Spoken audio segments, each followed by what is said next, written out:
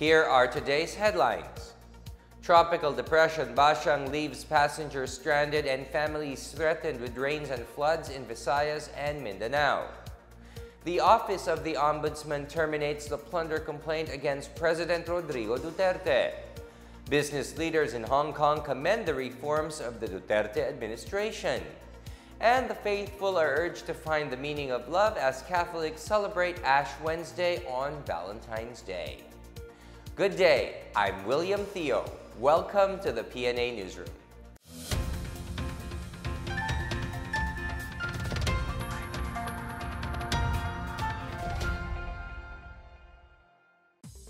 Over 500 families were affected while thousands of passengers were stranded as tropical depression Bashang made its way through parts of Visayas and Mindanao.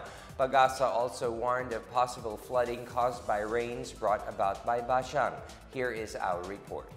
Tropical depression Bashang has traversed the provinces of Surigao and Agusan del Norte and stranding a total of 2,704 passengers, 366 rolling cargos, 62 vessels, and 3 motor bangkas in various ports in northern Mindanao, eastern and southern Visayas. Pag-asa issued a flood warning on Tuesday over eastern Visayas provinces as Bashang dumped heavy rain since Monday afternoon. In its flood advisory, Pag-asa said rivers in Leyte, Samar, northern and eastern Samar, southern Leyte, and Biliran province would likely be affected by heavy downpour. The Department of the Interior and Local Government identified 2,433 villages in Region 8 as highly susceptible to flooding and urged local governments to conduct appropriate preparedness and disaster risk reduction measures.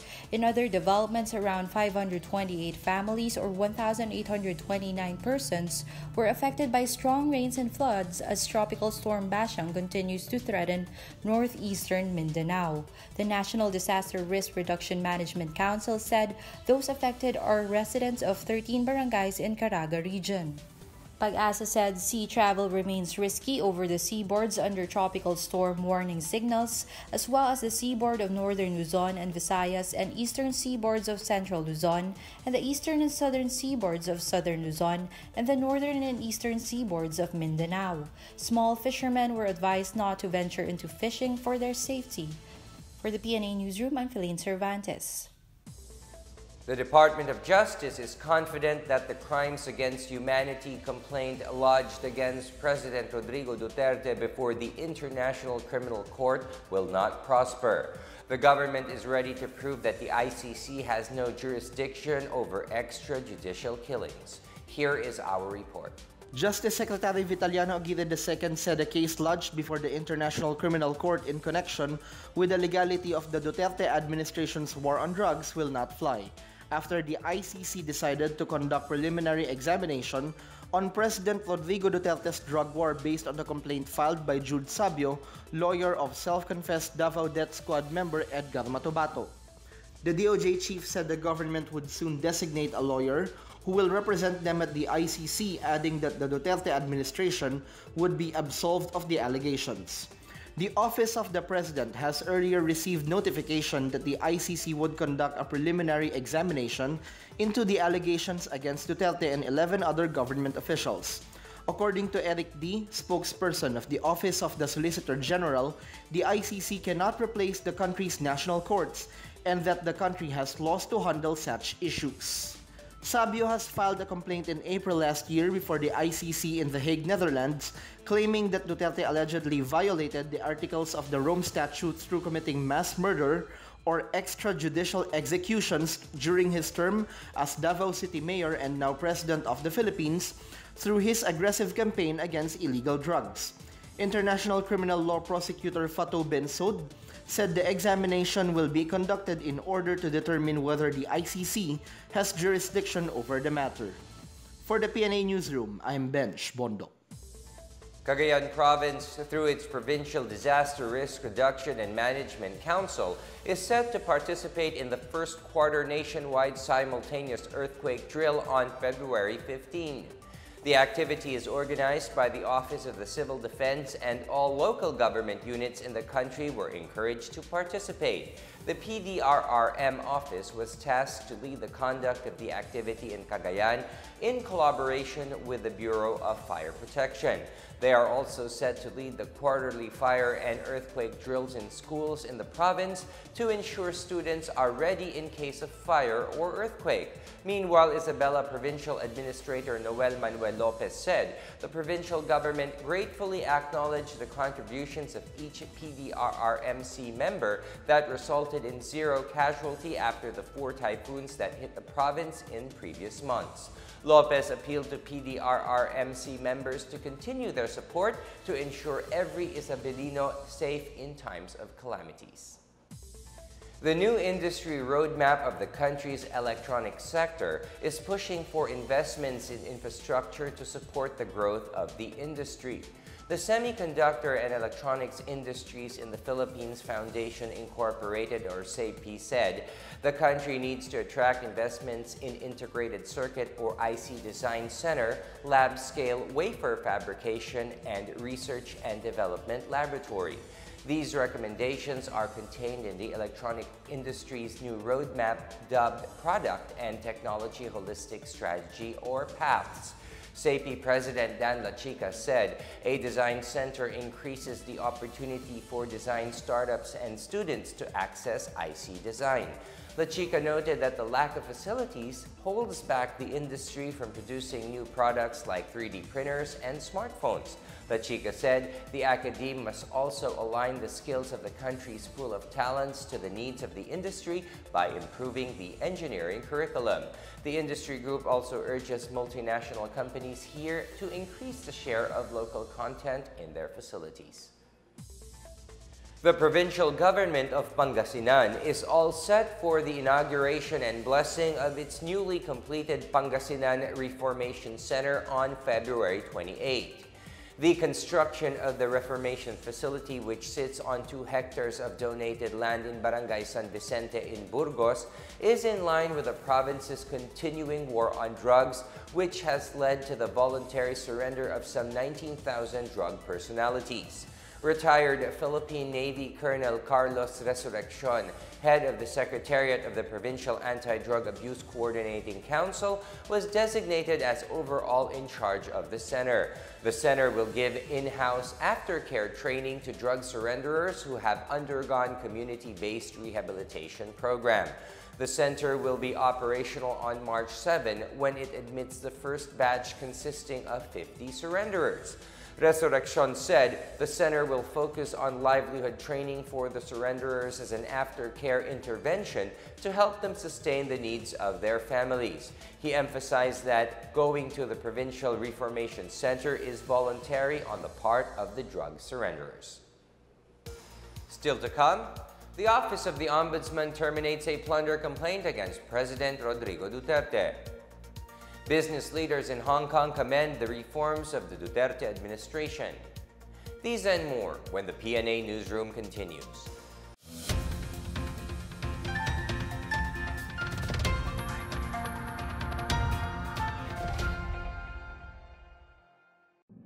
Mga kabayan, magandang umaga, welcome home! Napakasaya namin na makita na naman kayong lahat na nandito muli sa Pilipinas at makakapiling ang mga mahal nyo sa buhay. Umpisahan nyo na.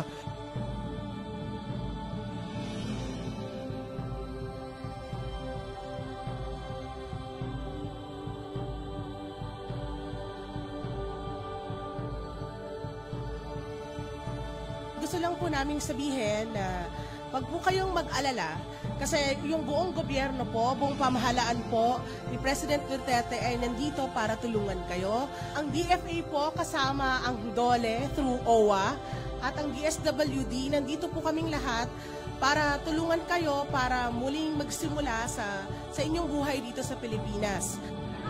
Sobrang saya namin po, super talaga. Thank you so much, Pangulong Duterte. Hindi ka namin makalilimutan talaga, sobrang saya namin po.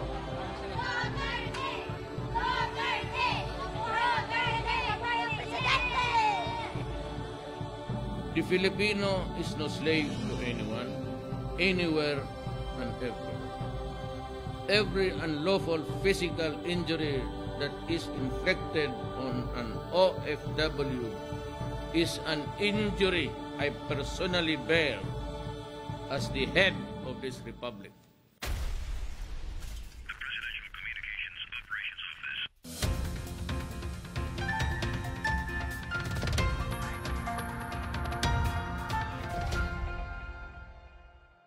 The Office of the Solicitor General revealed that the plunder case filed against President Rodrigo Duterte before the Ombudsman has already been terminated.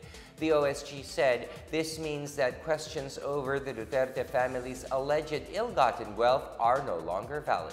Here is our report. The plunder case filed by Senator Antonio Trillanes IV against President Rodrigo Duterte has already been closed and terminated.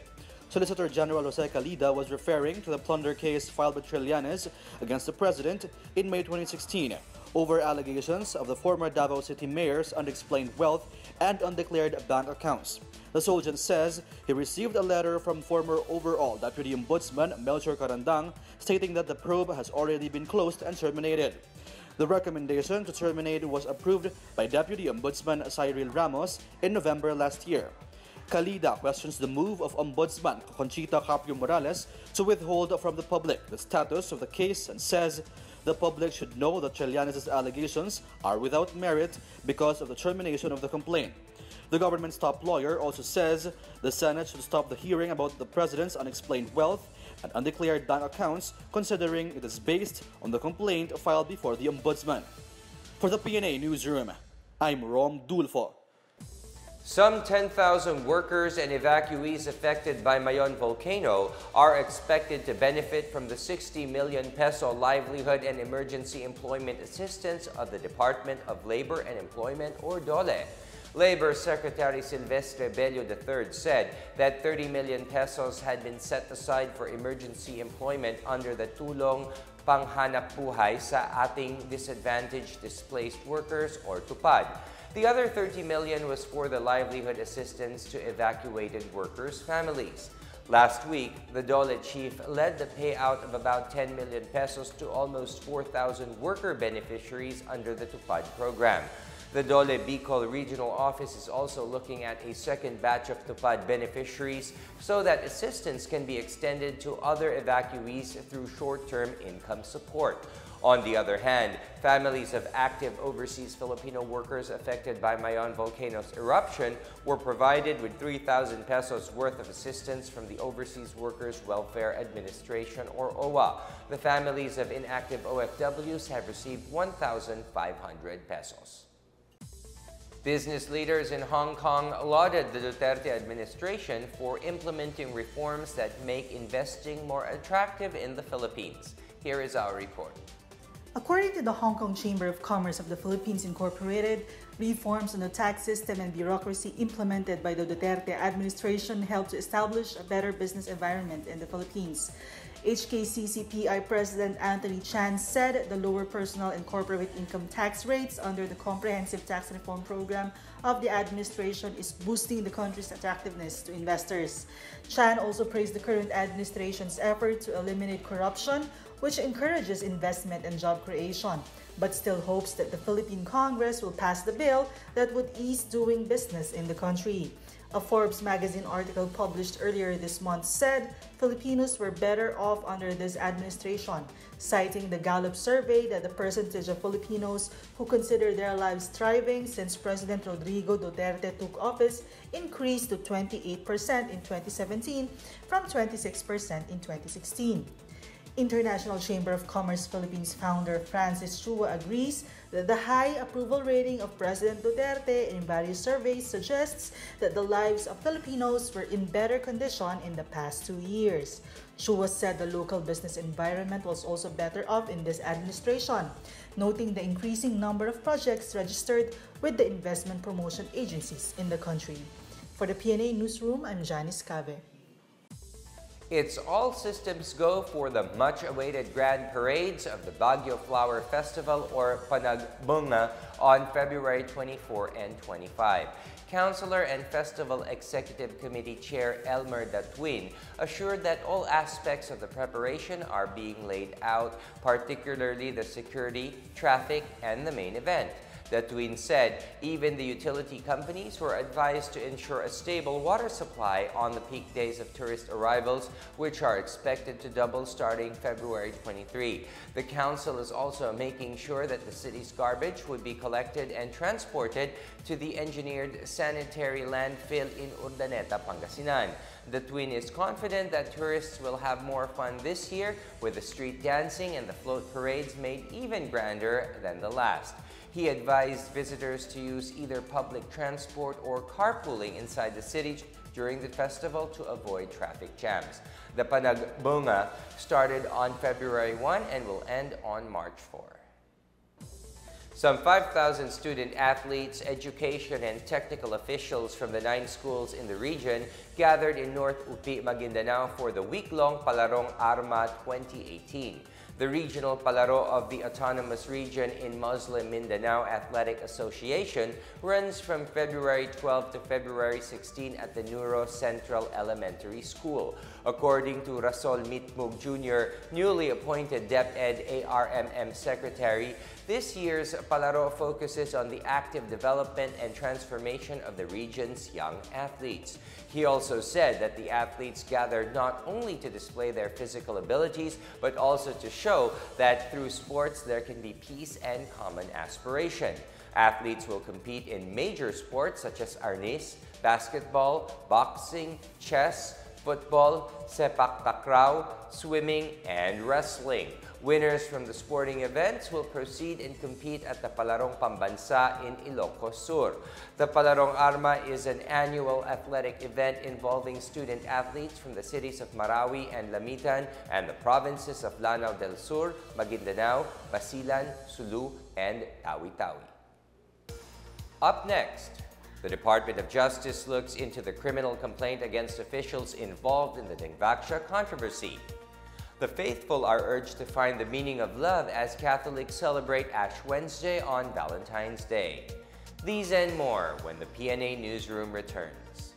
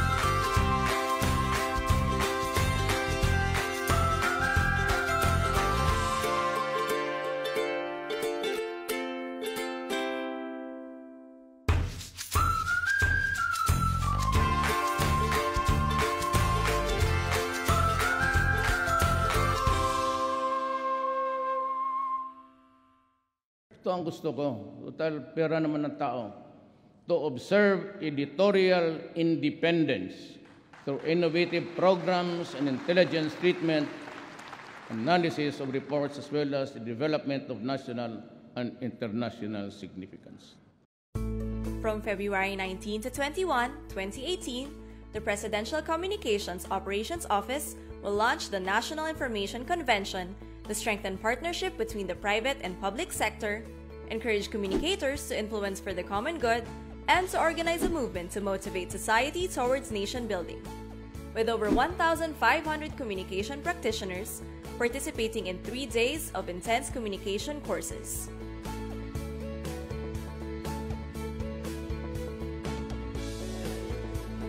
The National Information Convention, spurring national development and empowering communities through information.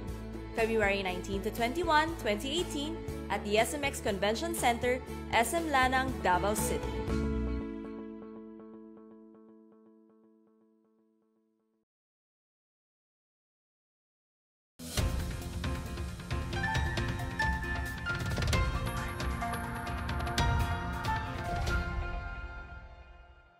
The Department of Justice, or DOJ, is set to determine whether former President Benigno Aquino III and the officials involved in the Dengvaxia vaccine controversy should face criminal charges. Here is our report.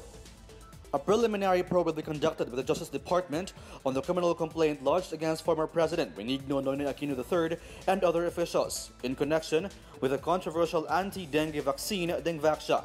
DOJ Secretary Vitaliano Aguirre II says the complainants are up to prove the criminal liabilities of the respondents during the hearings.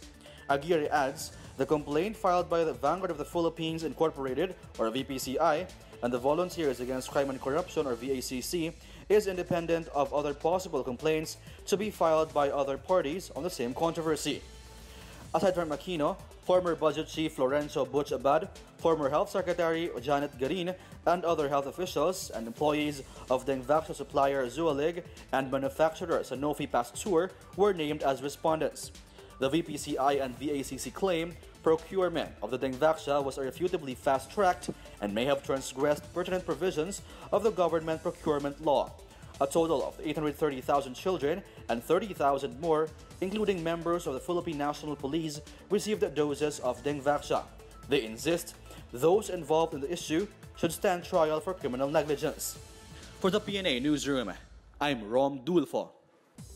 A Catholic prelate reminded the faithful to celebrate true love which comes from Jesus Christ, who died on the cross to redeem the sins of mankind.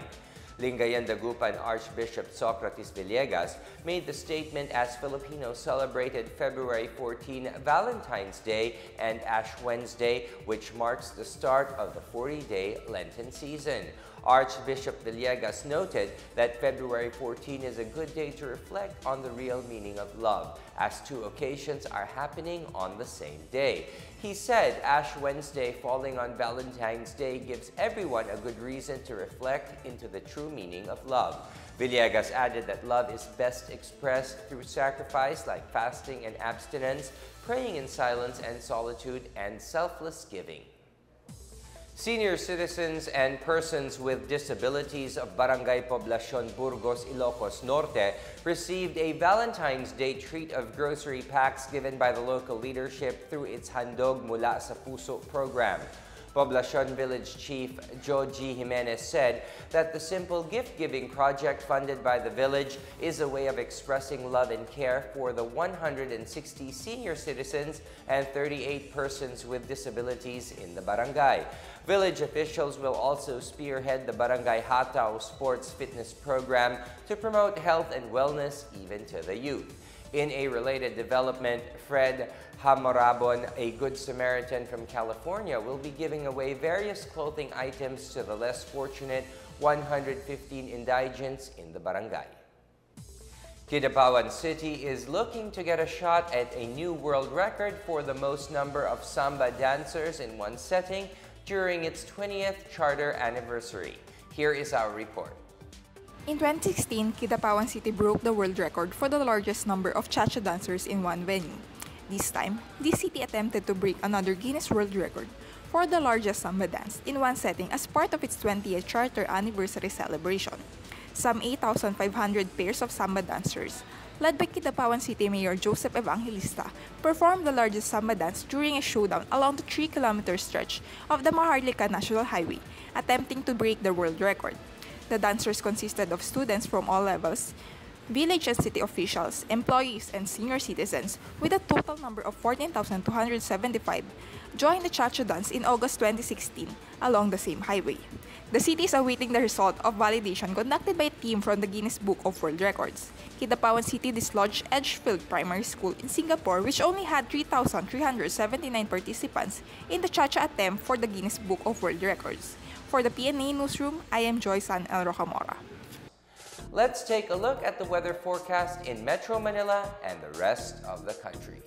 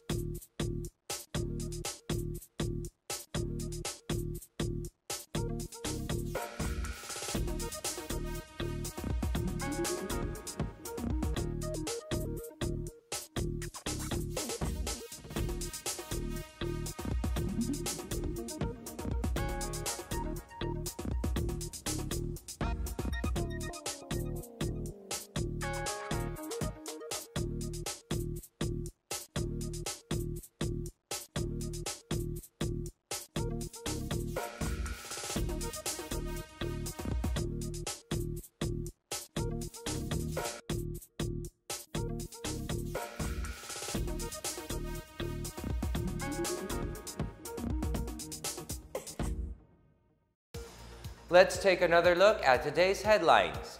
Tropical depression Bashang leaves passengers stranded and families threatened with rains and floods in Visayas and Mindanao. The Office of the Ombudsman terminates a plunder complaint against President Rodrigo Duterte. Business leaders in Hong Kong commend the reforms of the Duterte administration. And the faithful is urged to find the meaning of love as Catholics celebrate Ash Wednesday on Valentine's Day. Thank you for watching another episode of the PNA Newsroom. To check out these and other stories, visit the PNA website or follow the Philippine News Agency on Facebook and Twitter. For more stories about the government and all that it is doing for the Filipinos, look for these hashtags in all of our social media platforms and websites. And a little thought from us on Valentine's Day: let us always share and give love, not only today but for the rest of the year, because it is through love that we can attain true and lasting peace. And that's your daily dose of the hottest news and the latest information that you need to know from the PNA Newsroom. I'm William Theo. Good day.